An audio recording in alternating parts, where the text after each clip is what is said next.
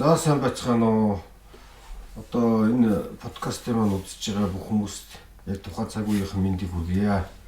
За бидний Батуши ахтайгаа эхлүүлсэн эхний нэвтрүүлэг маань их амжилттай хүмүүст хүрлээ. Маш олон хүмүүс подкастыг маань үзээд их баяртайгаар хүлээж авч байна. Их олон хүмүүс дэмжиж байна. Тэгээд хандлт манаас өсөж байна. За эхний нэвтрүүлэг маань улс төр гэж юу вэ гэдэг сэдвээр эхэлсэн байгаа. Тэгээд нэлээд олон хүмүүс асуултууд асуулаа л да.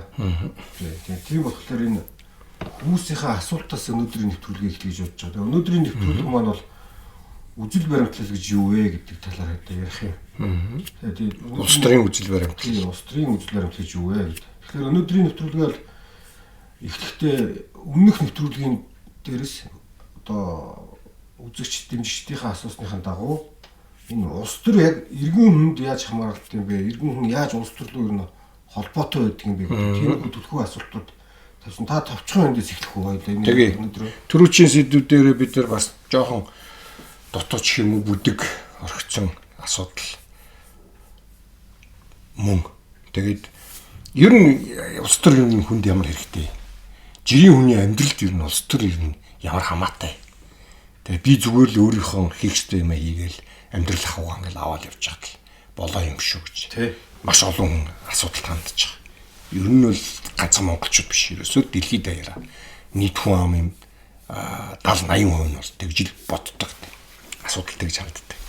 Гэтэл яг үнэн хэрэг дээр улс төр бол тухайн хүний амьдралын өдөр тутмынхын юмнуудыг юмд нөлөөлж идэг. Тэр хүний идж байгаа шүлэн өтгөн байх юм уу? Шингэн байх юм уу? Тэ? Авж байгаа цалин ахиухан байх юм уу? Бага байх юм уу? Амьдарж байгаа орчин нөхцөл нь өөдлөх юм уу? Уруудах юм уу? Энийг бол улс төр шийддэг. Эрүүл аюулгүй байх. Тийм, эрүүл аюулгүй байх юм уу яах. Тийм учраас улс төрд жирийн хүн оролцохоос өөр аргагүй болдог. Яг гэвэл улс төр хүн бүрийн амьдралын эрх ашгийг нь хөндөж идэг учраас. Тийм учраас энэ 20 дугаар зууны 2 дугаар хагасаас ялангуяа дэлхийн 2 дугаар дайнаас хойш дэлхийн ертөнц, Европ, Америкийн нэгдсэн улс энэ бүх өндөр хөгжсөн орнуудад оролцоонд тулгуурласан ардчлалын тухай одоо маш их яригдж байгаа. Энэ оролцоонд тулгуурсан ардчлал хөгжиж байгаа. Өөрөөр хэлбэл та нэг улс төрийн нам, нэг улс төрчид итгээд саналаа өгөөд төрийн эрхийг одоо өгцөн мандатын та ингээд өгцөн. Ингэснээр улс төр дуусчихж байгаа юм биш. Та тэр хүний өдөр тутмын үйл ажиллагаа гаргаж байгаа шийдвэрүүдэд нь хяналт тавьж байгаа. Үүрэг өөрт чинь байгаа байхгүй. Одоо манад байна уу тийм үү? Манад тийм үүрэг хариуцлага байгаа. Ганцхан хамгийн гол нь иргэд нь өөрсдөө сайн дураараа энэ ихээсээ татгалцчихдаг. Тэ. Бид одоо ингээд нэг төр сонгоцсон. Одоо энэ хүмүүс ингээд бүх асуудлыг сайнаар шийдэх ёстой гэж ингэж боддог. Гэтэл хаач Америкт, Японд, Европт, Германд ч те улс төрчдийг хянаж л байхгүй бол ялгаа байхгүй идэл уугаал хулгаалал худлаа юм хийгээл өөрийнхөө хувийн эрх ашигтай эрх мэдлийг ашиглаад эхэлдэг. Тийм учраас энэ улс төрийн оролцоо гэдэг юм айгүй чухал болж байгаа. Тэгэхээр энэ улс төрийн оролцоо гэдэг чинь юугаа хэлээд байгаа юм бэ гэхээр зэрэг орон нутгийн түвшнээс ахуулаад та улс үндэстний түвшинд хүртэл улс төрчдийн хийж байгаа үйлдэлд нь одоо хяналт тавьж явах хэрэгтэй гэсэн. Тэгээд буруу үйлдэл хийгээд эхлэх юм бол хөөе болоорой нөхрөө чамайг ингэж сонгоогүй шүү. Эсвэл чи одоо чадахгүй бол зайгаа тавьж өгөөрэй. Надад өөр улс төрч хэрэгтэй байна. Тэгээ тэр арт түмэн нь жирийн хүмүүс нь байнга үргэлж илэрхийлж гаргаж явах хэрэгтэй байхгүй. Үүний чинь ийм хүсээгүй. Тий бид ийм хүсэв. Үүний чинь нөгөө улс төрийн жагсаал цуглаан одоо гэж хэлээд байгаа. Оролцоо. Тийм чинь нөгөө оролцоо. Нэг талаасаа. Нөгөө талаасаа улс төрийн оролцоо гэдэг юм бол зүгээр нэг шаардлага тавьчаал. Тэгээч ингээч гिचээд эсвэл огцор зайл гिचээд ингээд дуусчихж байгаа юм биш. Улс төрийн оролцоо гэдэг юм юунаас эхэлж байгаа вэ гэхээр та өөрөө энэ эдийн засгийн, нийгмийн, улс төрийн, эрх зүйн төвхтэй асуудлууд чум юунаас болоод байгаа, яагаад байгаа, ямар зүй тогтолтой, ямар хуулийн дагуу явдаг талаар жоохон багч гэсэн мэдлэгтэй болох шаардлагатай. Энийг нэрвээ та өөрөө ойлгохгүй бол та оролцож чадахгүй. Тийм учраас ингээд хүн өөрийнхөө иргэний боловсролыг өөрөө сайжруулах, хөгжүүлэх хэрэгтэй тийм. Апдейт хийж. Тий, апдейт хийж явах хэрэгтэй, шаардлагатай тийм. Эрх гэж юугаа яриад байгаа юм? Улс төрч гэж энийг хэлээд байгаа юм. Улс төрийн нам гэж юу юм? Яаж зохион байгуулагдгийг, хууль тогтоох, гүйцэтгэх эрх мэдэл гэж яриад байгаа юм. Шүүх эрх мэдэл гэж яриад байгаа юм. Ялгаа нь юунд байгаа юм? Яагаад энэ гурав тусдаа байх ёстой юм? Орон нутгийн эрх мэдэл гэж юуны тухай яриад байгаа юм? Орон нутгатаа бид нар юугаа мэдэж өөрсдөө шийдэх ёстой юм? Гэх мэтлэнгийн ийм энгийн наад захын ийм юмнуудыг бид нар ойлгож мэдж авах хэрэгтэй байхгүй. Гэтэл хамгийн хэцүү юм бол олон түмний донд байдаг энэ оюуны залхуурал. Одоо ингээд ёо энэ хэцүү ойлгохгүй наад чинь маань би наадахыг чинь мэдчих яах юм наад чинь миний дургу би залхуу урж ийн яшиг боли би зүгээр л ажиллаа хийгээл зүгээр л бай гэсэн ийм бодлын үүднээс энэ асуудлуудыг өөрөөсөө түлхснээрээ нөгөө увайгүй улс төрчд бол бүгд увайгүй байдаг. Энэ Америкийнх уу, Японых уу, Германых уу, Монголынх уу, Оросынх уу, Гаттих уу ялгаагүй улс төрчд увайгүй байдаг. Тэгэл хяналт байхгүй бол дураараа дургиж дунд чимгөрж иргэж эхэлдэг. Тийм учраас улс төрийн оролцоо гэдэг нь аягүй чухал байхгүй. Тэгээд энэ улс төрийн оролцоо гэдэг юмыг ойлгохын тулд одоо битэрийн одоо ярих гэдэг сэдв үзэл суртал гэж юу юм бэ? Тэгээ яад юм. Манайхан энэ нөгөө үзэл баримтлал гэдэг үзэл суртал гэдэг үгнээс ингээд зайлсхийгээд байгаа. Энэс үзэл суртал гэдэг үгнээс зайлсхийх хэрэггүй. Энэ идеолог гэдэг үгийг анх 1930-40-од оны үед л монгол хэл дээр идеолог гэж одоо латин эртний грекээс гаралтай л үг л дээ тий. Үзэл санаа л гэсэн санаанаас гарсан юм үг. Үзэл суртал. Тий. Улс төрийн үзэл суртал гэдэг нэр том юм. Яг хоо энийг ингээ нөгөө нэг суртал нэвтрүүлэг гэдэгтэй нөгөө пропаганда, агитаци гэдэгтэй хольж хутгаа тэгээд энэ үзэл суртал гэдэг үгнээс нь жоохон зайлсхийгээд. Нэгдүгээрт хоёрдугаарт энэ коммунистууд угаасаа олон 10 жилийн туршид хүнийг дандаа чи үзэл сурталгүй нөхөр чи ерөөсөө гэд ингэсээр угаад үзэл суртал гэдэг энэ үгнээс олон түмнийг жигшээсэн бохгүй. Энэ үг нь бол жигшгээр муу үг биш. Идеолог буюу үзэл суртал. Аливаа улс төрийн үйл ажиллагааны одоо суур үзэл санааных суурийг бүрдүүлж өгж байгаа тийм юмыг үзэл суртал гэж нэрлэдэг байгаа юм л та. Тэгээд ямар ч улс төрийн нам, ямар ч улс төрч үйл ажиллагаагаа тодорхой үзэл суртал дээр тулгуурлаж суйрлаж хийдэг. Энэ үзэл суртал гэдэг юм нь өөрөө тухайн улс орон, тухайн ард түмэн, тухайн хүмүүсийн ашиг сонирхолтой холбоотой байдаг. Малчин хүн үү, тариачин хүн үү, үйлдвэрийн ажилчин хүн үү, эсвэл жижиг дунд бизнес эрхэлдэг нэг мухлаг ажилуулдаг, гуанза ажилуулдаг, дэлгүүр ажилуулдаг хүн үү, тэ? Эсвэл том үйлдвэрийн эзэн үү, банкир үү, банк одоо эзэмшдэг олон тэрбум долларын олон тэрбум төгрөгийн хөрөнгөтэй баян хүн үү гэдгээс хамаарат энэ хүмүүсийн хооронд ашиг сонирхол зөрчилтэй байдаг өөр хоорондоо. Тэгээд энэ ашиг сонирхлын зөрчил дээрээс тэр үзэл суртал гэдэг юм чинь гарч ирж байгаа. Тийм учраас улс төр гэдгийг ойлгохын тулд эхлээд үзэл суртал гэдэг юм их сайн ойлгох хэрэгтэй болж байгаа юм л. Одоо монголчуудын дотор ялангуяа энэ улс төрийн хүрээний дотор үзэл баримтлал, үзэл суртал. За яг үзэл сурталт бол би өөрөө дургу байхгүй. Суртал гэдэг үгэнд нь үзэл сурталчлуулах гэдэг тийм чиглэл бол Монголын нийгэмд 70 жил ноёрхлоо шүү дээ. Чинь юу гэсэн үг вэ гэхээр өөр үзэл санаатай хүмүүсийг л тэр тухайн нийгэмд орших, орон зайг нь хахах, хяхах, хавчих л тийм. Тэр бол зөв. Тэр бол нөгөө фашист, коммунист нөгөө ийм тоталитар харгас улс төрийн хүчнүүдийн реакционер улс төрийн хүчнүүдийн баримтлал багхгүй те бусад үзэл сурталыг үүсгдэг. Хүлээн зөвшөөрдөггүй буруу гэж үздэг. Ер нь аль ч үзэл суртал нөгөөдгийгөө хүлээн зөвшөөрдөггүй буруу гэж үздэг. Тэгээд социал демократууд бол консерватив, либерал үзэл сурталыг бол буруу гэж үзнэ. Хүлээн зөвшөөрөхгүй. Гэхдээ энэний нэг түгээмэл нэг хамт зэрэгцэн орших тэр үндэс суурийг нь бүрдүүлж өгж байгаа өөр нэг том зүйл байгаа. Үзэл сурталаас хамаагүй ангид өөр тэр нийгмийн харилцааны суурийг бүрдүүлж өгдөг. Ардчилсан дэг журам гэж тийм. Энэ ардчилсан дэг журмыг ардчлалыг үзэл сурталтай хольж ойлгох гээд байдаг. Энэ социал демократ ардчлал, либерал ардчлал, консерватив ардчлал гэж тийм тусдаа ардчлал байхгүй. Нэг одоо ардчлал гэдэг бол тавг ийм том цар. Үзэл сурталууд гэдэг нь социал демократууд тэр либералууд, консерваторууд гэдэг нь тэр тавган дээр тавьсан байгаа алимнууд. Нэг гэсэндээ гэрэн савн тий. Таван суурн. Тий. Баггүй юу? А тэгээ бид хоёр бол одоо өнөөдөр энэ арчлалынхын тухай, тэр тавгныхын тухай ярихгүй. Тий. А тэр тавган дээр байгаа тэр алимнууд тий. Тэр энэ либерал гэдэг нь юугаа яриад байгаа юм? Социал демократизм гэдэг нь юугаа яриад байгаа юм? Коммунистууд гэдэг нь юугаа яриад байгаа юм? Тий.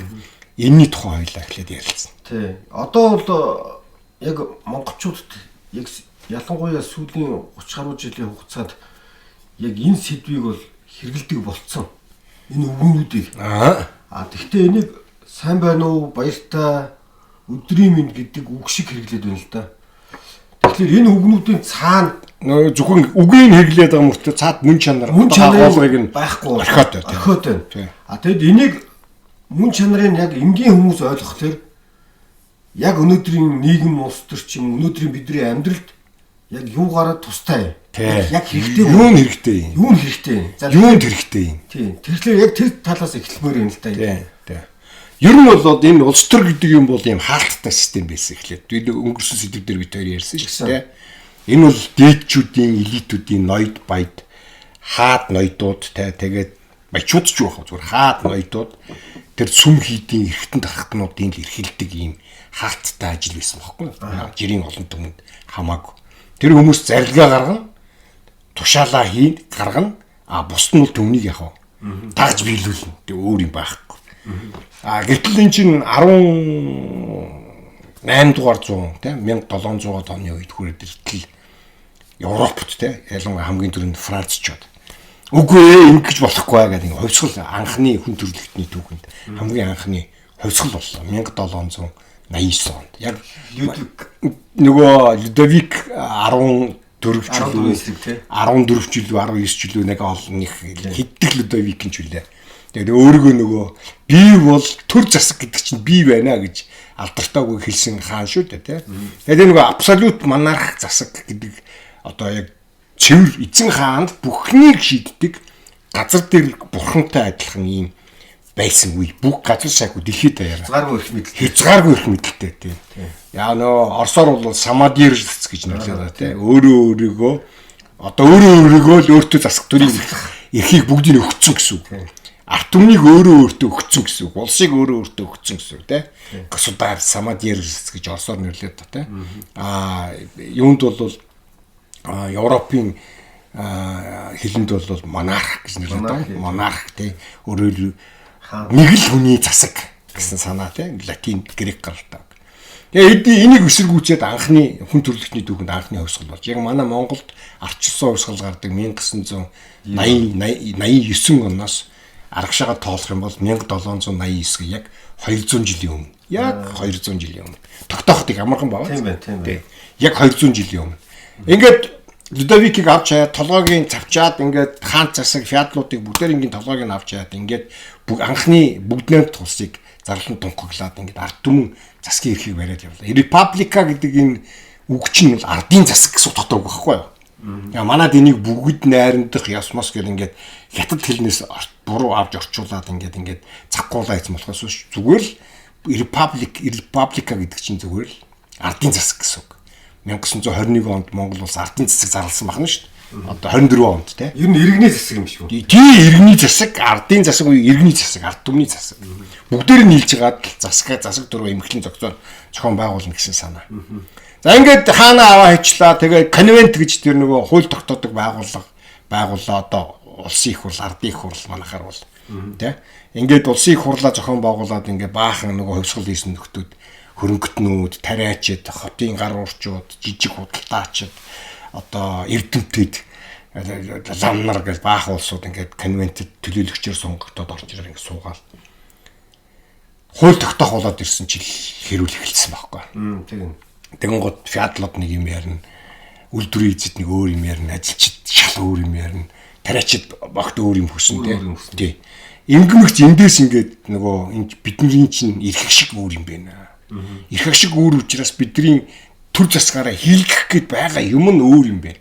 Нийтлэг эрх шиг нь доо. Нийтлэг эрх шиг нь бол бүгдээрээ инх амгалан тайван амьдрах хэрэгтэй байдаг. Хааны дарлал дор биш. Эрх чөлөөтэй амьдрмаар байдаг. Гэтэл эрхчлөөтэй амьдраад эхлэмэгч нөгөө өөр хооронд нь зөрчил нь гараад чинийх их минийх баг тэг ингээд зөрчил ингээ үүсэж эхэлж байгаа байхгүй. Тэг яг энэ зөрчил дээрээс ингээд нөгөө баруун зүүн либерал консерватив гэдэг ингээд ялгарлууд гараад эхэлсэн. Энийг анх ажигласан анзаарсан хүн нь бол тэр Людовикийн өөрийнх нь улс төрийн зөвлөх байсан Францын эрдэмтэд алдартай хүн ба тэр Антуан Десту де Трейси гэж. Тэр Трейси гэдэг хүн анх энэ анзаараад энэ улсууд чинь ингээд зүгээр л хэрэлдэх дуртайдаа ингээд хэрэлдээд байгаа биш. Энийний чинь цааталд энэ хүмүүсийн энэ хэрүүлийнх нь одоо нөгөө үндсийг нь одоо бүрдүүлж өгöd байгаа тэр идеологи буюу үзэл суртал гэдэг юм да байгаа юм байна. Тэр үзэл суртал гэдэг юм чинь эрх ашигсаа ургаж гарч ирд юм байна тий. Тариачин хүн бол одоо ингээд газар тариалан тэрхэлж байгаа. Тариа ногоо тарьж байгаа газрынхаа татварыг бага байлгахыг эрмэлзэж байгаа. Гэтэл үйлдвэрийн эзэн хүн болохоор зөв үйлдвэрийн газрынхаа байрлаж байгаа газрын татварыг бага байлгаад тариачдын газараас авах татварыг өндөр болгохыг хүсэж байгаа тий. Ажилчид нь болохоор зэрэг үйлдвэрийн газарт ажиллаад цалингаа нэмүүлэхийг хүсэж байгаа. Гэтэл үйлдвэрийн эзэн болохоор цалингийн бага өгөөд ашгаа нэмэхийг бодож байгаа. Эдгээрийн чинь хооронд ингээд зөрчлөөс үзэл суртал гэдэг юм чинь ингээд гараад ирж байгаа байхгүй. Тэгэл эний чинь ингээд дистриbutorс чинь ингээд ийм одоо үзэл суртлууд ингээд байх боломжтой юм байна гэдээ онлын үндсийг ингээд гаргаад ирсэн. Конвент дээр нөхдүүд өөрсдөө баруун зүүн тишгээ ялгаж суугаад зүүнийхэн барууныхан гэдэг яриа тэндээс анх гарч ирсэн байхгүй. Тий 200 жилийн өмнө л саяхан шүү дээ тий. Зүүнийхэн барууныхан гэдэг яриа юунаас болж гарсан гэхээр зэрэг хотын гар урчууд, жижигчүүл, үйлдвэрийн ажилчид, тэгээ жижиг газрын эзэд жижиг тариачдын эрх ашигыг хамгаалсан нөхдүүд нь парламентын танхимынхаа зүүн тал руу гарч ялгарч суугаад том үйлдвэрийн эзэд, банкирууд, том газрын эзэд одоо баян худалдаачдын эрх ашигыг хамгаалж байгаа нөхдүүд нь баруун гар талдаа гарч сууж хагаад хоорондоо ингээд зөрчилдөж үзэлцэж эхлэхгүй. Ингээ эндээс зүүнийхэн барууныхан гэдэг яриа анх гарч ирсэн тий. Гэхдээ энэ үзэл суртал дээрээ ингээд дотроо хүртэл зүүнийхэн барууныхан гэдэг ингээд ялгараад ингээд явдаг юм зүйл. Тийм учраас зүүнийхэн барууныхан гэдэг ярианд их зүүнний үзэл барууны үзэл гэдэг тэр ярианда бас их болгоомжтой хандж явах хэрэгтэй. Ягаад гэвэл цэвэр 100% баруун, цэвэр 100% зүүн гэж юусоо байдаггүй. Зүүнний хүртэл дотор нь барууныхан, зүүнийхэн, төвийнхэн гэдээ байгаа. Барууныхан дотор хүртэл тэгээд байж идэг. Тийм учраас энэ их солонгорсон юм спектр байгаа байхгүй. Тэгээ энийг ингээд ялгаж салгаж ин. Энэ бол яг хэвдээ тэр онлын төвшний асуудал. Жирийн үнд бол нэг тийм хамаатай биш. Хамгийн гол нь ойлгож авах юм бол үзэл суртал гэж яриад байгаа юм чинь эрх ашигаас ургаж гард юм байна.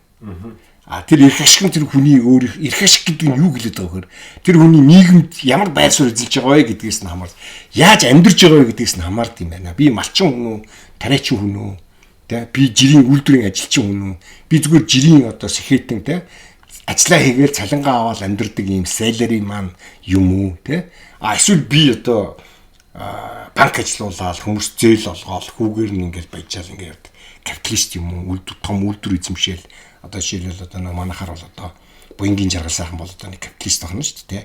Одоо нөгөө номтой баяр чинь бол одоо нэг том капиталист байна шүү дээ. Олон мянган хүнийг ажилуулад, олон янзын үйлдвэрийн газрууд ажилуулад, олон тэрбумээр нь ашиг олдог юм хүмүүс. Одоо MCAC нөгөө од баяр бол одоо нэг том капиталист. Од жаргал бол одоо нэг том капиталист байна шүү дээ. Ангаад банкны эзэдүүд одоо ингээд одоо жишээлбэл манай луу болт бол одоо нэг том капиталист байна шүү дээ. Гэтэл одоо жирийн манай ардчилсан намын жирийн гишүүн одоо хөдөө амьдэрдэг те маллаад амьдэрдэг жирийн малчин хүн бол капиталист биш шүү дээ. Тэр хүн чинь бол зүгээр жижиг хөрөнгөтөн те хөрөнгөтөнтэй. Тэгтээ хөрөнгөтөн те өөрийнхөө хөрөнгөний төлөө те өөрийнхөө хөрөнгөний төлөө амьдэрдэг өөртөө тодорхой хэмжээний мал хөрөнгөтэй. Тэгээ тэр мал хөрөнгөө маллаад ингээд амьдрал ахуйгаа залгуулад ингээд явдаг өрөөгтэй өсгдөг. Тэр нь өөр ингэсэн тодорхой яг бодит ирэх ашигуд байгаа шүү дээ. Нэгдүгээр бэлчээр татвар аваад баймаргүй байна. Бэлчээрээс те малаас авдаг татвар баг баймар байна те. Шиг орлогын чөлөөтэй. Тэгээд одоо Улаанбаатар хот руу махан оруулаад зарыг гэхээр зэрэг саап бэрхшээл баг баах хэрэгтэй байна те. Чэнжүүдэд маха баг үнгүй шахам хямдхан өгчөөд ингээ гохроод суугаад баймаргүй байна.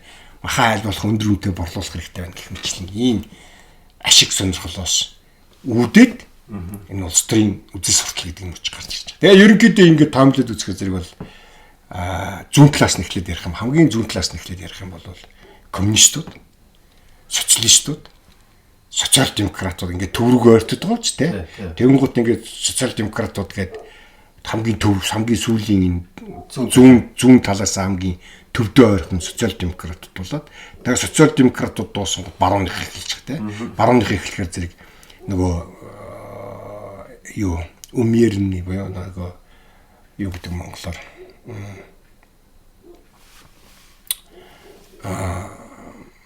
юкэ даруу төлөв барууныхан тий умерний гэдэг ч одоо зөөлөн тий зөөлөн барууныхан тэгэл либералуудын хамгийн зүүнтлийнхэн гэсэн. Тэгэл либералууд буюу барууныхан баруун либералууд гэдэг арай нөгөө хоёр либералуудаас арай илүү баруун талын үзэлтэй. Тэгээд тэрний дараа заалталт нь консерваторууд. Тэгээд консерваторуудын дараа цаашаа ирэхээр либертарианууд гэдэг бол яг энэ спектр дотор яг жоохон хаана байрлах хэвээр нэг тийм ойлгомжгүй нөхдөд байгаа. Тэр тухай хоёул жижигтэй ярилцсан. Тэгээд консерваторууд дуусан гутал одоо нөгөө нацистууд, фашистууд эхэлж байна. Тэгээд төгсгөл рүү анарх болж байна уу? Тий, тэгээд анарх бол бас энэ спектр дотроо зүүнний ч анарх гэж байж болно, барууны ч анарх гэж байж болно. Яг одоо анарх бол тэр чигтээ зүүнийх эсвэл тэр чигтээ барууных гэх тийм ойлголт байна. За тэгэхээр одоо хамгийн гол сонирхолтой нь яд вөхөр зэрэг одоо ингээд энэ спектр гэдэг энэ солонгон задлаг гэдэг энэ физикийн нэр томьёо л тэр спектр гэдэг юм чинь ингээд гэрлийг фризм дундуур явуулахаар зэрэг ингээд 7 хоног болоод задарчж байгаа шүү дээ. Яг үүнтэй адилхан ингээд улс төрийн үзэл баримтлалыг бас ингээд задлаад үзэхэр зэрэг юм байна. Энэ улс төрийн үзэл санааны идеологийн спектр гэж нэрлэдэг байхгүй юу? Улс төр судлалт. Тэгээ ингээд үзэхэр эн чинь ингээд энэ цагийн дэлгэцийн юм тойрог юм байна. Ингээд 12 цаг тий. Тэгээд дийшээ ингээд явахаар зэрэг зүүнийх нь ийшээ ингээд явахаар 1 цаг 2 цаг 3 цаг 4 цаг гэдээ барууных ингэж усраад хамгийн ультра зүүн хамгийн ультра барууныхаа хоёр тэр доор 6 цагт ирээд нийлчдэг. Тий. Их олон юмараа нийлчдэг. Үндэсний үзэл тэр харгислал. Одоо юу юм бэ? Ер нь бол та сая үзэл санаа яаж ер нь бол хүн төрлөختөнд анх бий болов гэдэг нэлээ ойлгомжтой сайхан задлаад яриад өглөө. 200 орчим жилийн өмнөөс эхлээд ингээд. Сая ингээд зүүн баруун дугаа хуваагдаж байгаа процесс маань ер нь хэдийн үеэс эхэлтэй байна гэдгийг одоо ярих хэрэгтэй болчиход байгаа. Тэгэхээр одоо таны сая ингээд ярьж байгаа 200 жилийн өмнөх процесс дотор бол жишээ нь тэр социал демократ ч юм уу социалистууд ч юм уу тэр ойлголт байсан юм уу? Тэр либералууд юм уу, либертарууд юм уу, консервативууд нь яг хэдийн үеэс эхлээд энэ ингээд төлөвшөж эхлээд эсвэл хөгжлийн явцтайгаа ингээд орж иж уялдаатай болов уу? Тий. Яг зөв. Их зөв асуулт. Тэгэхээр энд яг энэ улс төрийн үзэл суртал энэ улс төрийн нам гэдэг энэ улс төрийн хөдөлгөөн энэ юм институт чиж одоо хөгжлийн өнөөдрийн энэ өнгө төрхөө олж ингэж төлөвшөхөд хамгийн том үүрэг гүйцэтгэсэн хүн бол Карл Маркс. 1840-д он. 1840-д он. Тэрнээс өмнө нь бол улс төрийн нам гэж байгаагүй юм биш л дээ.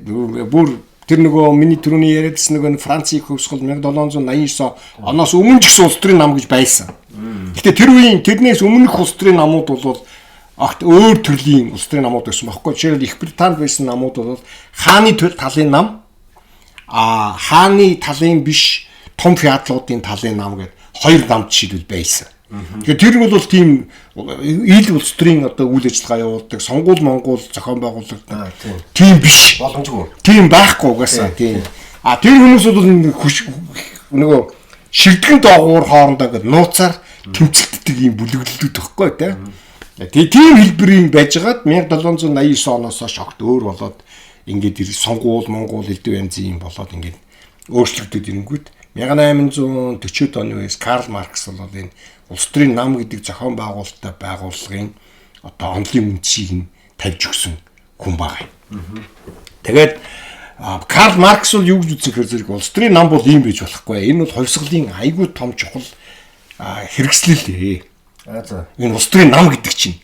Энэ улс төрийн байгууллага чинь аягүй сайн зохион байгуулалттай, аягүй сайн онолтой, аягүй сайн одоо дүрм журмтай, сахилга баттай. Тэгээ зорилгоо маш зөв тодорхойлсон, зорилготой хүрэхийн тулд үйл ажиллагаагаа ингээд зөв програм боловсруулж гаргаж ирсэн ийм одоо байгууллага байх ёстой юм а гэдэг тэр санааг нь анх гаргасан хүн нь Карл Маркс. Яг энэ Карл Марксийн энэ санаан дээр тулгуурлаж байгуулагдсан хүн төрөлхтний түүхэнд хамгийн анхны одоо энэ орчин үеийн зохион байгуулалттай улс төрийн нам нь бол Германы социал-демократ. Тэгэхээр 1840 оны үеэс германууд энэ Францад, Англид байсан энэ улс төрийн нам гэдэг энэ нэг одоо нэгэн тийм ер нь дөнгөж одоо нэг нялх балчир байсан энэ улс төрийн байгууллагуудыг хөгжлийн дараагийн шин шатанд гаргаж ирэхэд онцгой үр гүйцэтгсэн хүмүүс нь бол германууд байхгүй. Тэгээд энэ сахлаг баттай, зохион байгуулалттай, програмтай, дүрмтэй, удирдлагатай, бодлоготой, санхүүтэй хамгийн гол нь те. Тэгээд дотоод хяналттай ингээд. Тэгээ энэ чинь ийм мэрэгжлийн улс төрчдийн ийм байгууллага ингээд болоод төлөвшөд эхлэнгүүт 1900-аад оны үед энд Ленин гэж нэг нөхөр таваарш орж ирсэн те. Тэгээд энэ нэг большевик намыг энэ социал-демократуудын дундаас большевикууд тусдаа ялгарч гарч ирээ. Тэгээд цэрэгдсэн эсрэг этгээдүүдэд шууд алж устгахыг шууд нүгүүд нухчинд арах биш.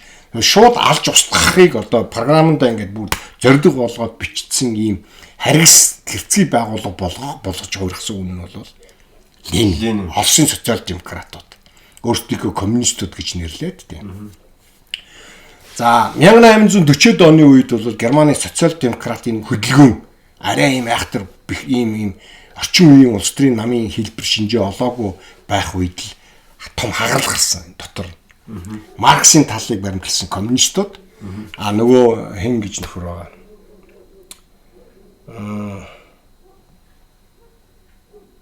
Ер нь одоо орж ирэх байлжлаа. За тэгээд яг уу тэгж яванд орж ирэх байх. Энэ социал-демократуудын эцэг гэж нэрлэгддэг.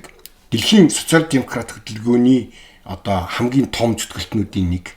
Маркстай хамт хоёулаа анх энэ Германы социал-демократ намыг байгуулж исэн хүн. Гэхдээ юун дээрээс болоод тэр хоёр хоорондоо зөрчилдсөн бэ гэхээр зэрэг Марксийн тавьж байгаа санал бол энэ ажилчин анги пролетарууд бол энэ коммунист одоо удирдагчдынхаа удирдлагад дор босоод дэлхийд даяар энэ капиталист ангийнхэн хувьд устгах ёстой гэдэг онцлог гаргаж ирэхгүй. Тэгээ онол нь угаасаа угаасаа л дэлхий бол пролетарын л ийм зохион байгуулалттай ийм нийгэм байх ёстой. Энэс бусд нь бол байх болоо. Энээс болж бүх зөрчил үүсэж байгаа. Эдрийг устгах ёстой. Ингэмэгч нөгөө хэсэг нь бол үгүй тийм байхгүй, тийм байж болохгүй. Эдгээр чинь яг бидэртэй адилхан бас оршин тогтнох хэрэгтэй. Ганцхан эдгэртэй бид нар шудраг 9 төлөө харилцан тохиролцох хэрэгтэй, тийм. Чи үйлдвэрээ ажиллавал гэхдээ ажилчдад хангалттай цалин өг. Энэ л бидний зорилго болохоос биш, үйлдвэрийн эзнийг алж хаях нь бидний зорилго биш. Энэ асуудал дээрээс ингээд социал-демократ хөдөлгөөн хагарал гараад ингээд хоёр тийш явсан. Эндээс эхлээд коммунист намын түүх, социал-демократ хөдөлгөөний түүх эхэлж байгаа. Энэ социалистууд нь тэгээд хаана яваад байна? Социалистууд нь болохоор зэрэг эдний бүр өмнөх нөгөө энэ Карл Маркс энэ гарч ирж Германы социал-демократ намыг үүсгэн байгуулахаас өмнө Европт үүссэн байсан.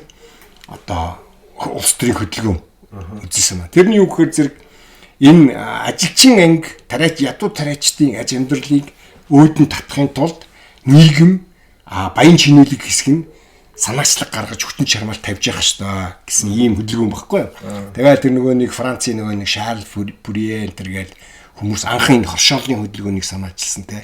Ядуу хүмүүсийг ингээд нийлүүлээд хөдөлмөрийн хоршоо байгуулад тэгээд хөдөлмөрийн баг зэвсэг юм элдвэн юмар туслаад тэгээд өөрсдөө ингээд хөдөлмөрлөөд хөдөлмөрийнхөө үр дүнгийн бүгдээрээ адилхан тэгшхэн хувааж аваад ингээд аж амьдралаа өөдөн татаад явахын хоршоолын хөдөлгөөн гэдэг юм чинь ингэж анх Францд үүсчихсэн. Тэр Францын хувьсгалын дараа 1800-аад оны эхээр.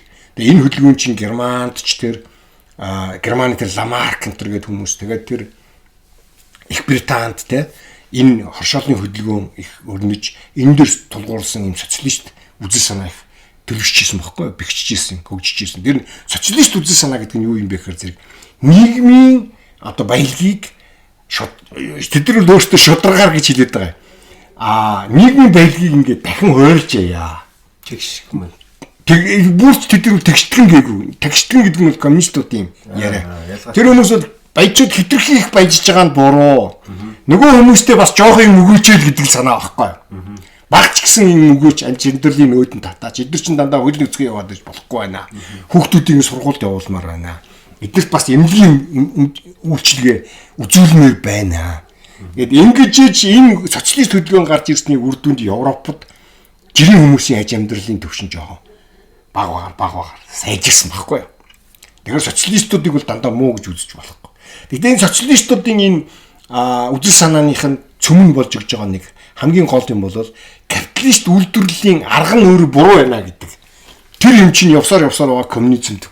Одоо Ленины тэр нөгөө мохоо коммунист онол, Ленин Троцкий хоёрын нөгөө мохоо коммунист онол руу хүрж байгаа. Марксаар дамжаад. Та коммунист онолыг жоохон сэргийгээд хэлэхгүй одоо 90 оноос коммунизм бол маш энгийн хэдхэн үгэн дотор багтчихна. Дэлхийн бүх ядуу гуйлгчин пролетарууд нэгдээд нэг нам болоод мэргэжлийн коммунистуудын мэргэжлийн коммунистуудын удирдлаганд ороод тэгээд энэ капиталистуудыг бүгдийг Хятад, Америк, Орос, Герман ялгаа авахгүй бүгдийг устгаад Монголд бол одоо хар шар пядлууд, нудрагнууд бүгдийг устгаад бүх хөрөнгийг хурааж аваад улсын болгоод тэгээд улсын эдийн засгийн төлөвлөгөөтэйгээр удирдаад ингээд бүгдээрээ ажил хийгээд бүгдээрээ цалингаа аваад ингээд сайн амьдраад зөрчилгүй нийгэм байгуулнаа гэдэг л санаа бол коммунизм байхгүй. Гэхдээ энэ бол хизээч үл бүтэх ийм утоп гэдэг нь бол монголчууд, орсуудыг дагаад монголчууд зүүн Европын орнууд, социалист лагерын орнууд гэдэг энэ чинь 20 дугаар зууны туршид ноцолдоод бүтэхгүй худлаа зүйл байна гэдэг нь ойлгогдоод нураад унлаа шүү дээ. Өөрөө дотроосоо эдийн засаг нь явдаггүй байхгүй. Эдийн засаг ерөөсөө явдаггүй. Эдийн засаг гэдэг юм капиталистгүйгээр ерөөсөө явдаггүй. Мэдээж хэрэг ажилчгүйгээр явахгүй. Тийм. Гэхдээ капиталистгүйгээр бүр явдаггүй байхгүй. Түрүү таны нэг яриан дотор нэг их чухал үг гараад ирлээ л дээ. Тэр юу гэсэн гэхээр хяналтын тогтолцооны талаар та дуурсан. Одоо бол манад хяналт илүү том болоод ах шиг хараад байна. Тэгээд энэ хяналт гэдэг юмдаа энэ ойлголттой хойлоо ойртож очиход бол эхлээд нөгөө үзэл сурталуудаа ингээд ерөнхийд нь тоймлоод ингээд ойлгоод авч хэрэгтэй. За ингээд нэгдүгээрт нь хойлоо баруун зүүнний тухай, ялгааны тухайг ярьчлаа тийм. Товчгойлчлаа. Зүүнийхэн гэдэг нь бол дандаа нөгөө олон одоо ингээд нөгөө бас баруунуудаас задлаагүй. Тий. За ингээд барууны тал нь гэхээр хамгийн түрүүнд хамгийн гол яригдах ёстой нөхдүүд бол либералууд, консерваторууд. Тий. Либерализм бол юу гэж үздэг гэхээр зэрэг хүн угаасаа байглаасаа бурхан тэнгэрээс өөр хаанаас ч эцгийнхээс энэ хорвоо төр заяагдахтаа бусдтай ижил тэгш эрхтэй байхаар заяагддаг юм аа. Тийм учраас нэг нөгөөгөө дарлах эзэрхийлэх нь бол буруу гэдэг зарчим дээр суурилсан юм улс төрийн үзэл. Тэгээ хүн баян уу, капиталист уу, ядуу юу, гуйдагч нь гэдгээс үл хамааран хуулийн өмнө яг ижил тэгш байх хэрэгтэй. Ердөөлийн нь либерализм байна. Тий. Тэгээд либерализмын дараа яг эдийн засгийн салбар дээр ороод ирэхээр зэрэг хүн өөрийнхөө аюун ухаан, хүч чадал, хөдөлмөрөөрөө бий болгосон баялаг нь тэр хүний өөрийнх нь хувийн өмчөө. Тийм учраас хүний хувийн өмчийг тэр хүний хүндэтгтэйгээ адилхан хувийн өмчийг нь бас хүндэтгэх халдшгүй байх ёстой. Эдийн засгийн салбар дээр. Улс төрийн салбар руу хүрээд ирэхээр зэрэг хүмүүс сайн дурын үндсэн дээр эвлэлд нь нэгдэж энэ төр засгийнхаа үйл ажиллагаанда өөрсдийнхөө ашиг сонирхлын үүднээсээ хяналт тавьж явах хэрэгтэй юм аа гэдэг. Ийм эдийн засгийн улс төрийн нийгмийн ийм гурван үзэл санааг нийлүүлээд либерализм гэж хэлээд байгаа байхгүй юу? Энд ерөөсөө буруу юм ерөөсөө байхгүй. Гэтэл коммунистууд бол либералуудыг үзэж чаддгүй. Либералуудад бол элдв бензин нэр хач өгсөөр байгаад сүүлдээ зарим хүмүүс бол нэлээд ихэнх олон хүн бол либерал гэхээр либерал гэдэг үгийг хараалын үг гэж ойлгодог тийм. Энэ либерал гэхээр зэрэг энийг муухагаар хараач чинь гэж боддог байхгүй тийм. Энэ муу фашист гэдэг шиг тийм. Тэгэл яг хүний хэрэг дээр либерализм бол тийм хараал болохоор тийм муухай үг эрдөөсөж биш байхгүй тийм. Хүнийг хүн гэж үзье л гэдэг үзэл санаан дээр суурилсан ийм онол. Консерваторууд бол либералуудын олон юмн дээр нь ижил төстэй байр суурьтай боловч нэг юмн дээр зөрчилдөд эхэлдэг. Юун дээр очиж зөрчилдөд эхэлдэг хөр. Хүн гарал угсаагаараа өөр. Тэ? Дээд зиндааны хүн, дунд зиндааны хүн, доод зиндааны хүн гэж байна. Эний чинь хүн зохиогоогүй бурхан тэнгэр хуулиараа тогтооцсон юм гэдэг багхгүй юу? Либерализм. Одоо шилбэл Их Британий одоо жишээлбэл их олон юмн дээр хатчихсан хүмүүнлэг инэрмгүй маш одоо ийм чухал дэвшилттэй ийм арчилсан иргэний нийгэм бүрдсэн орн байгаа боловч эзэн хаан ба жирийн Британи хүн хоёрын хооронд тэнгэр газар шиг ялгаатай байхгүй. Тэ? Энэ консерватизм, тэ? Гэхдээ улс орон болгоны консерватизмд өөр үндэсний онцлогуд байгаа. Америкийн консерваторууд нэг арай өөр, Их Британий консерватор сонгодог консерваторууд бол шал өөр. Европын жишээлбэл CDU нам одоо өнөөдрийн энэ том турбуленцд орчод байгаа энэ Христосын арчсан холбоо гэдэг нам бол консерватив нам. Энэ консерватив нам бол огт өөр, Их Британий консерватизмаас огт өөр, Америкийн консерватизмаас огт өөр.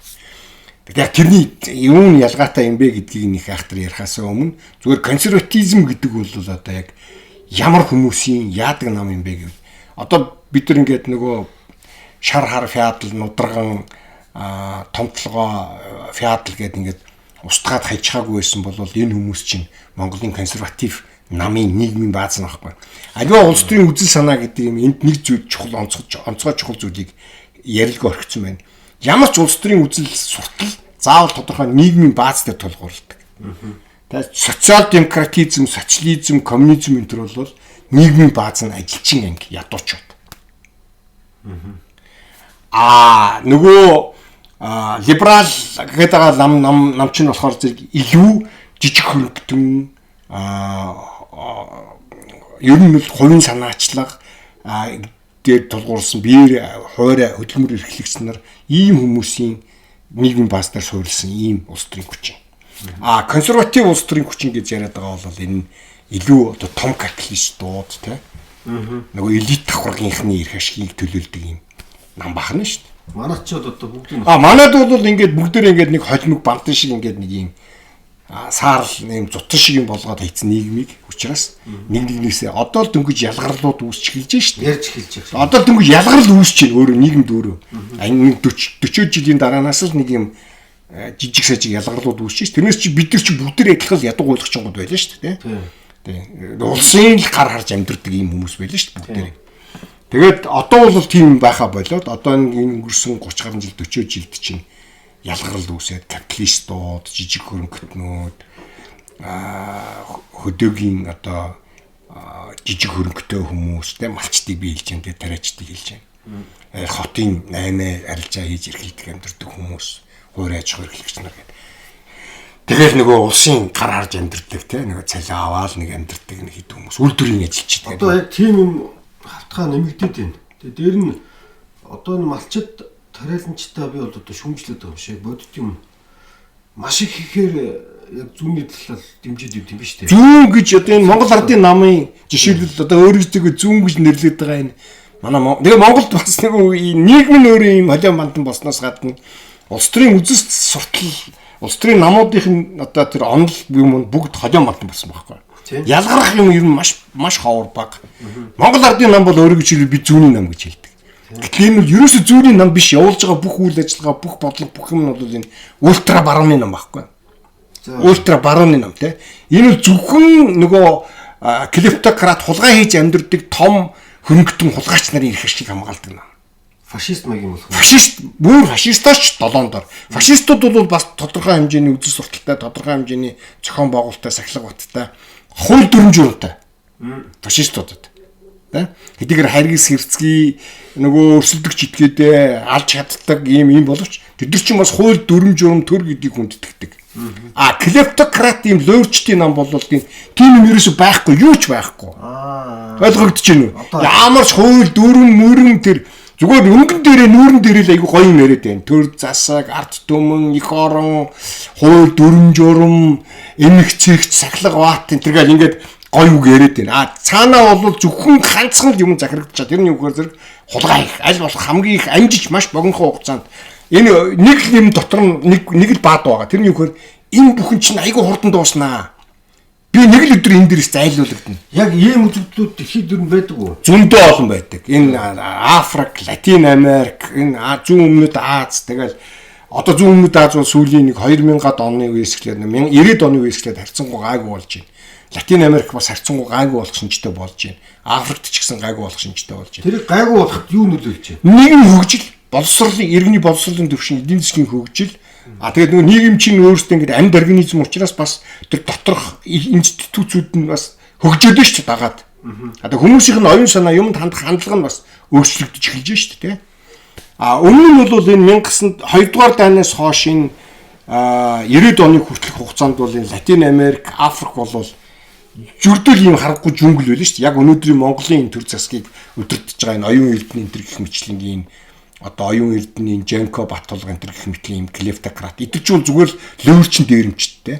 Эдгээр бол ингээл айгүй гой зөв шудраг джентльменийн баг өмссөн ийм хутга барьсан ханцуудаа хутга хийсэн бүсэнтэй гарбуу нуусан ийм хулгайч нар дээрэмчтэл байгаа байхгүй.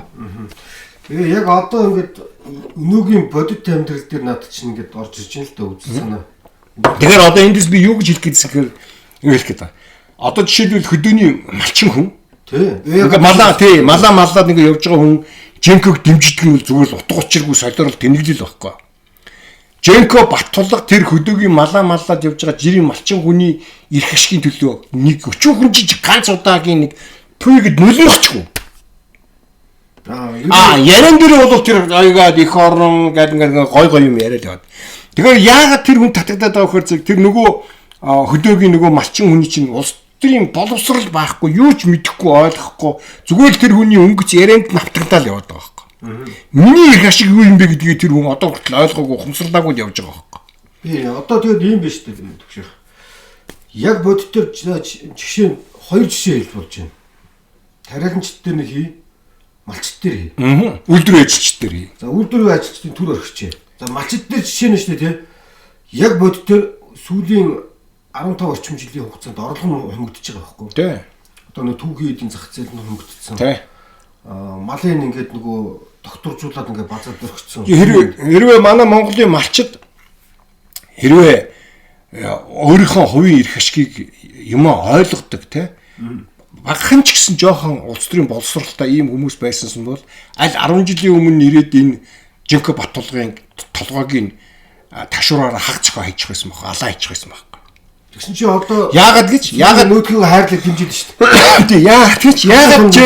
Яагаад Женкогийн тархийг хаг цохож хайх хэрэгтэй байсан гэхээр гол нөгөө мал ижихын түүхийд арьс ширээ гаргадаг юмыг нь хааж хаяад. Тэгээ одоо нөгөө хоньны нэхий мэхий энэ чинь бүгд зүгээр хог болцсон байгаа үст дээ тий.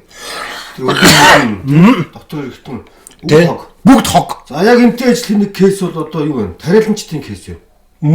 Атрийн 1 2 3 одоо 3 аян юм. Бүгдийг нэг Монгол ардын нам хийсэн. Тэ. Асар их хөрөнгийг тийш оруулсан. Ерөөсөө магадгүй хит хитийн том үйлдвэр барих мөнгө л орсон баг. Тэ. Ер нь бол социализмын үед ч тийм байсан. Тэгтэл яг тэдний эсрэг ажлыг Монгол ардын нам хийгээл Оросын будаанд хилээ нээж өгөө, Оросын гурилд хилээ нээж өгөө. Жил болоогүй кейс шүү дээ. Тэ. Одоо жилч болоогүй байна. Тэгэхэд бүгдээрээ Монгол ардын намаа дэмжээл явж байгаа. Одоо ингээд тариаланчд ингээд энэ тэндгүй ярьж байна. Тэр 2 хоногийн өмнө увсын тариаланчд ярьж байна, хөвсгөлийн тариаланчд булганыхан ярьж байна. Сая 100 жилийн хойно тэмдэглэж хөдөө аж ахуй салбар байна. Энэ жил одоо тариа будаа тарих ямар ч боломж алгаа. Тий. Өнгөрсөн жил та нар ингээд хэлгээ айлаа онгоолгоо хийцснаас болоод бид нар зээлээ төлчихдөг байсан.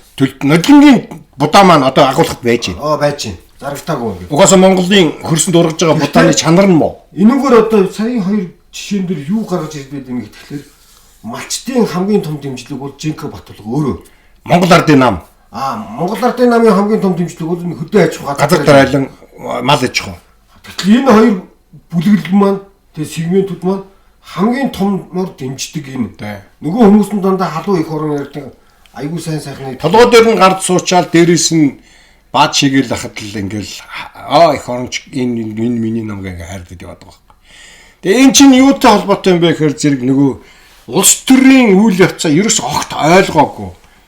Ерөөсөө л энэ улс төрийн нам гэдэг юмнууд чинь юу юм? Энэ улс төрчид чинь юуны төлөө яаж ажиллаад байгаа юм? яах ёстой юм? Бидний хийж гүйцэтгэх үүрэг юундаа байгаа юм бэ? Яагаад энэ дураараа дүргсэн дунд чимгүүрээр жиргсэн улсууд ингээд бидний толгой дээр гараа суучваа гэдгийг ойлгохгүй байгаад хамаг учрна байгаа. Тийм.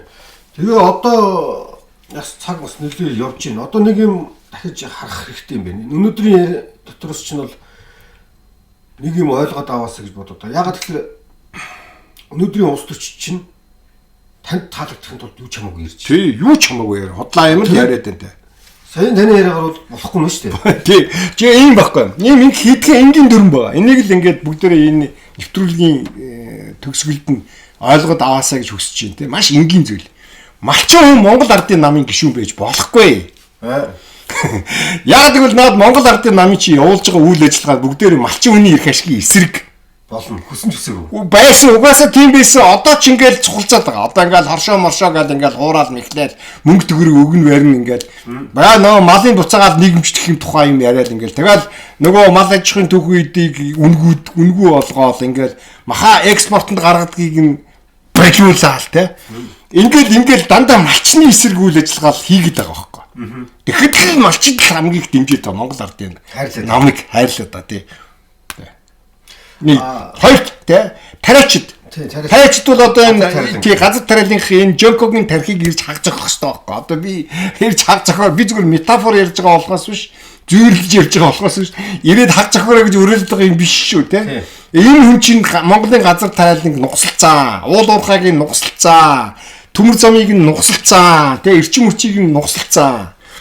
Тэгэл энэ одоо нөгөө хөрөнгө оруулж байгаа хүмүүс, нөгөө бизнес эрхэлж байгаа хүмүүс, одоо тэгэл энэ үйлдвэрийн газарт ажиллаж байгаа хүмүүс бүгдээрээ Женко бол эх оронч гэж ингээд яриад яваад байгаа. Энэ бол зүгээр эргүүтэл واخгүй. Энэ тэр нь зүгээр юу ярьж байгаагаа ойлгохгүй эргүүтч явж байна л гэсэн үг те.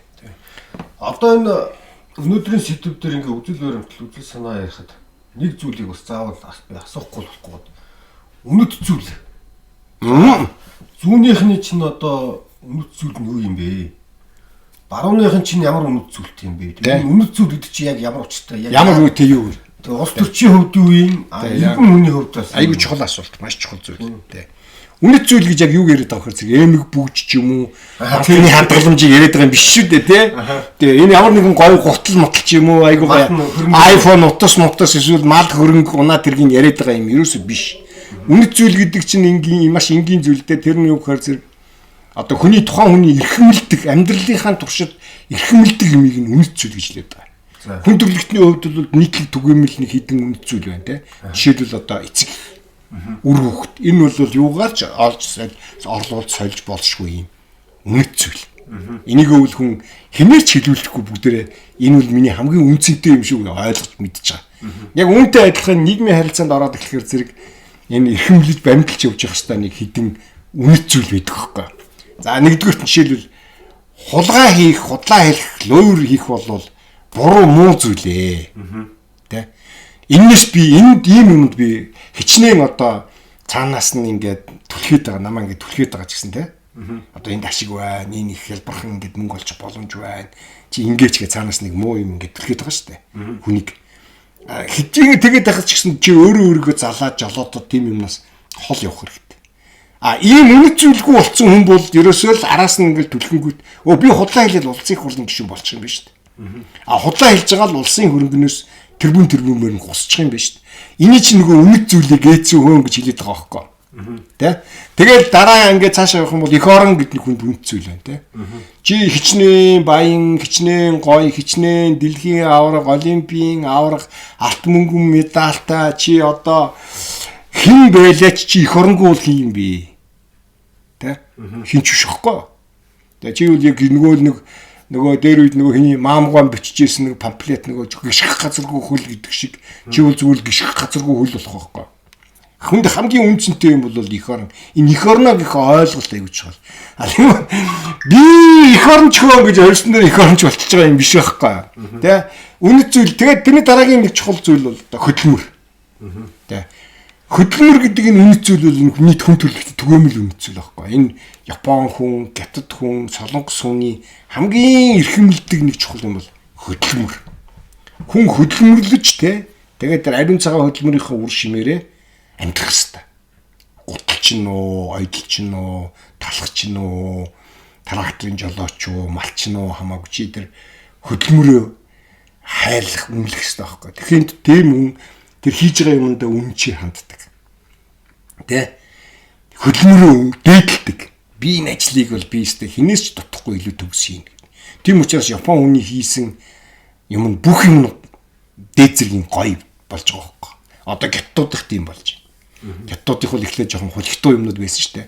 Гэхдээ хятад хүний бол бүр эрт олон мянган жилийн өмнөөсөө тэр энэ цуснд нь байдаг хөдөлмөрийг дээдлэх тэр хүмүүжил үзлэн үнд зүйл нь те. За тэгээд нөгөө шударгаас. Шударгаас гэдэг юм чинь хаанаас эхэлдэг гэхээр хүнээс шударгаас шаардахаас эхэлдэг байхгүй. Тэ? Чи яасан шударга бос шин гэхээс эхэлдэг байхгүй. А шударга юунаас эхэлдэг гэхээр тэр хүн өөрөөс нь эхэлдэг. Өөрөө ч шударга байх хэрэгтэй эхлээд. Бүх юм дээр. Чи өөртөө шударга хандах хэвээр хүүхдтэй шударга хандах хэвээр, хань жилдээ чи шударга хандах хэвээр, чи байгаа амьдарч байгаа орчиндоо хамт олондоо, нутгийнхандаа чи шударгаар хандах хэвээр тий. Чи өөрөө бусдад шударгаар хандсныхаа дараа бусдад чамтай шударгаар харьцахыг хандахыг чи шаардах хэрэгтэй болно тий. А Монгол хүн бол юу ч тэгж чадахгүй. Монгол хүн бол бусдаас шударгаас нэхэд хайгаад яваад байгаа болохоос биш. Өөрөө бол гэмгүү инхийн цаан тагтаа би ямар ч гэмээ юу. Гэтэл яг үнийн хэрэг дээр бүх монголчууд бүгд өглөөнөөс хуулаад орой орондоо орох хүртлээр үргэлж дандаа л ямар нэгэн гэм буруутай юм хийж үлдэж ярьж шилж явж идэг. Годомжинд нусаа цэрээ хаяал тамхиныхаа ашиг тамхитахгүй газар тамхиад татаал те. Ингээл эн чинь энэ бүх юм чинь ингээл нөгөө буруу муу үйлдэл хийгээд байгаа байхгүй. Тэгчээд чи өөрөө яасан бүтдгүү, яасан хөгжидгүү, ямар муухай, ямар утаатай, ямар балиар олсорон бай гэдэг ингээд шүмшээд яваад байгаа те. Энэ бүхний чинь үнэт зүйл гэж лээ та тийм энгийн зүйл байгаа ч тийм их амар нэг тийм хүн ойлгохоор хэцүү юм ерөөс биш. Тэгэл энэ хүн болгоны чинь өөрийнхөө дотроо ямар үнэт зүйлийг эрхэмлэж ямар үнэт зүйлийг өөртөө өөрийнхөө энэ оюун санаандаа дээдлж өөрийгөө хэн болгож төлөвшүүлж явж байгаагаас ч энэ улс орн чинь хамаарх байхгүй да. Энэ бол хувь хүний үнэт зүйл шүү дээ. Тий. Улс төрийн намууд бол мэдээж үзүүлэлт хэмтэлтээр явж байгаа. Тэглгүй яах вэ? Улс төрийн намуудын тэгэхээр тэнд бас нэг үнэт зүйл байна тий. Тэр нь бүгд яг саяны яригдж байгаа ийм хүмүүсийн үнэт зүйлсийн энэ чинь бүгдэрийн нийлүүлж байгаа үнэт зүйлсийн систем гэж нэрлэдэг.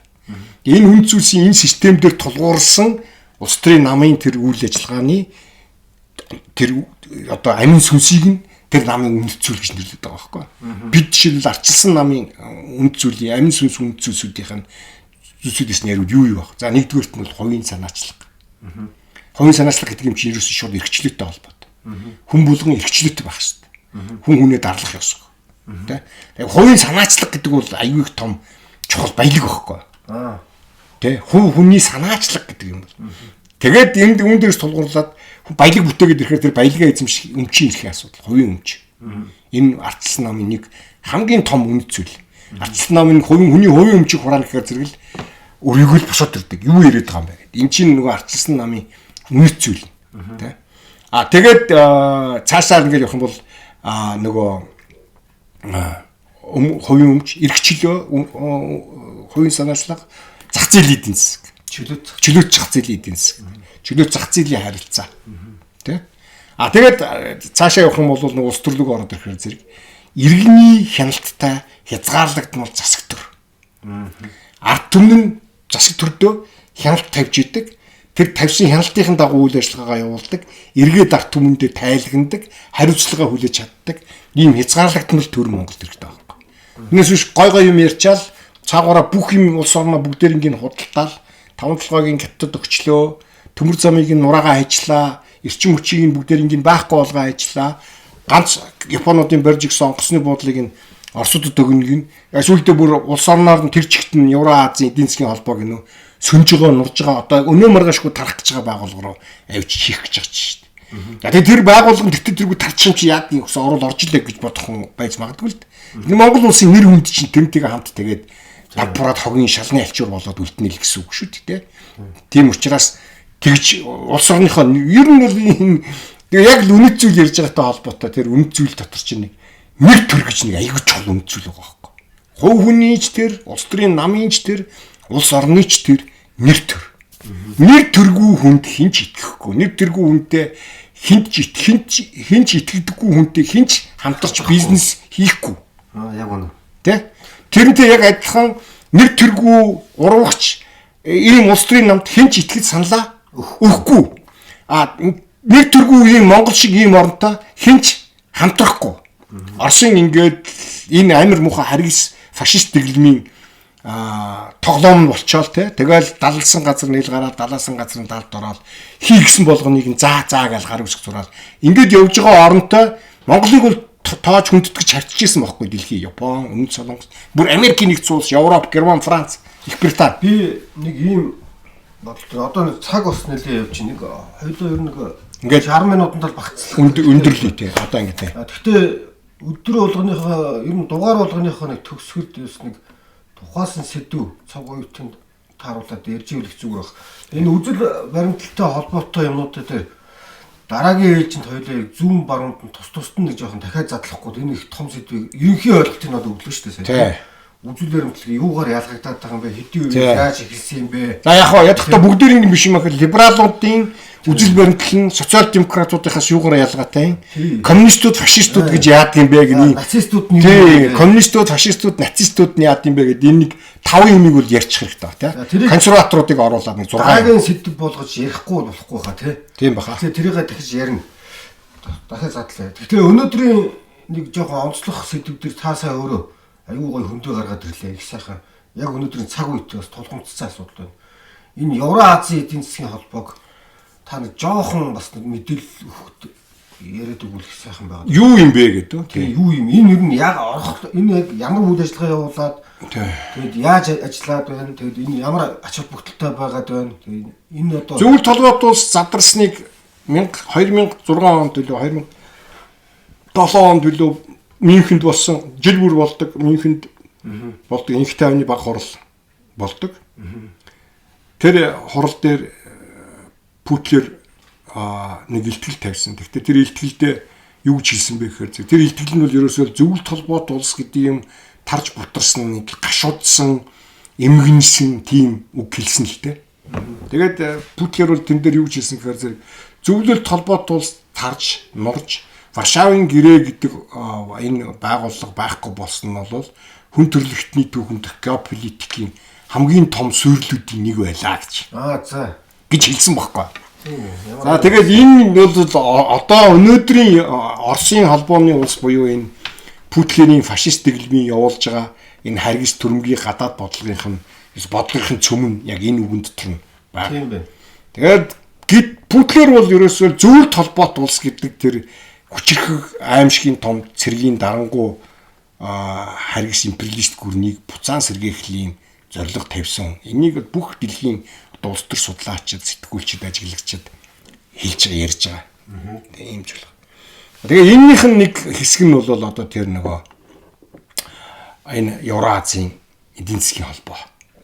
Тэр бодлогын нэг үргэлжлэн. Юу гэхээр зэрэг хуучин зөвлөлт холбоот улсын бүрэлдэхүүнд байсан. Тэгээд нөгөө зөвлөлт холбоот улсын эдийн засаг цэрэг стратегийн нөлөөнд байсан орнууд тэр бол жишээлбэл зүүн Европын орнууд, тэгээд энэ Монгол одоо ингээд энэ орнуудыг, тэгээд Аз, Африк, Латин Америкийн бусад жижиг орнуудыг ингээд буцаагаад ингээд өөрийнхөө сателлит болгож одоо том зөвлөлт холбоот улс шиг л тийм Оросын холбооны улс гэдэг том империалист гүрнийг л байгуулах сонирхолтой байх нь шүү дээ. Энэ сонирхлын нэг хэсэг нь бол энэ Евразийн эдийн засгийн холбоо гэдэг байгууллага.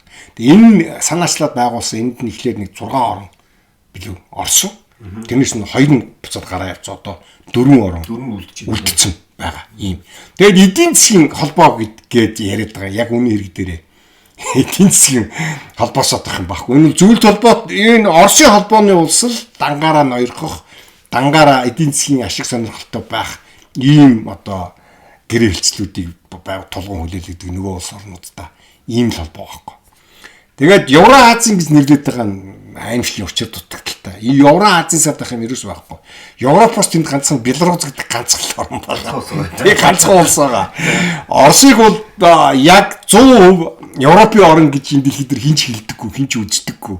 Энэ бол Евро гэхээс илүү Аз байхгүй. Газар нутгийнх нь 60-70% нь Аз. Хүн амынх нь 40% нь Аз. Тэгээ эн чинь ийм эрэлдий зорн. Тэгээд яг хөө энийг Европын гэж тооцох юм бол Оросыг Европ гэж үзэх юм бол хоёр л орн байна шүү дээ энд нь. Тэгээд Азаас дахиад 2 орн. Дөрвөн орлого. Армени, Азербайджан энэ гараа явц. Узбекистан бүр анханд доромжлоод ороогүй шүү дээ. Тэгсэн тийм. Тий бүр бидний холбоонд ч орохгүй. Бид Европын холбоонд бол орноо. Наадах ч нь орохгүй гэсэн байхгүй. Тэгээ яг ингээд энэ живж байгаа хөлөг онгоцноос ингээд харахнууд нь хамгийн түрүүдэд ингээд зүгтдэг тий. Тэрнтэй адилхан ингээд улсууд нь ингээд гараад явж хахад нэг тэнэг харах бол тэр хөлөг онгоцсон тэр өөрөө сайн дураараа очих гээд өсөж харах гээд байгаа байхгүй. Тэгээд яг хамт живхэн л дээ тий. Евразийн холбоо гэдэг нэг юм хөгийн байгууллага бий. Тэгээ энэ эдийн засгийн гэдэг нэртэй боловч энэ эдийн засгийн нэг тийм ямар одоо энэ Евразийн холбоонд ороод ингээд жишээлбэл одоо Казахстан ч гэдэг ч юм уу Кыргызстан ингээд юмнууд нь сайжирчлаа. Ийм болчлаа гэсэн юм юу ч байхгүй. Кыргыз бол тэр чигтээ Оросын бараа хүнсний бүтээгдэхүүнээр битүүч хэрэгдсэн. Өөртөө нэг жоохон ногоо тарьдаг ийм л орн болсон байна. Тийм. За тэгээд өнөөдрийн нэвтрүүлгээ гэдэг ер нь үгээр жаргая. За гэж бодож байна. Тэгээд цагч бас нэлээд явчлаа. Тэгээд үзэгчтэй хандаад хэлэхэд бүгдэнд нь баярлж байна. Тэгээд дахиад олон сайхан нэвтрүүлэг хийхин тулд бид нартай хамт байгаарай гэж уриалж байна. Бидрийг дэмжээрэй. Тэгээд лайк, шеэр, сабскрайб дагаад олон түгээгээрэй гэж бодож байна. Тэгээд бидний бол нэвтрүүлгийн энэ цуврал нэвтрүүлгийг хийх гол санаа бол одоо Монголын нийгэмд хоцрогдоод хаягдаад байгаа энэ иргэний боловсролын асуудал яг одоо төвшөөхийнхаа мэдлэгийг төшөглөөд ингээд нэг ч устгах хүмүүстээс мэдээлэл түгэхээс сонирхолтой байгаа. Тийм болохоор бид нартэй нэгдээрэй л гэж уриалах байна. Энэ нэвтрүүлэг бол цэвэр боловсролын чиглэлсэн учраас тэгээ та нар дэмжинэ гэдэгт итгэж байна. Тэгээ баярлалаа. За бүгдээр нь маш их баярлалаа.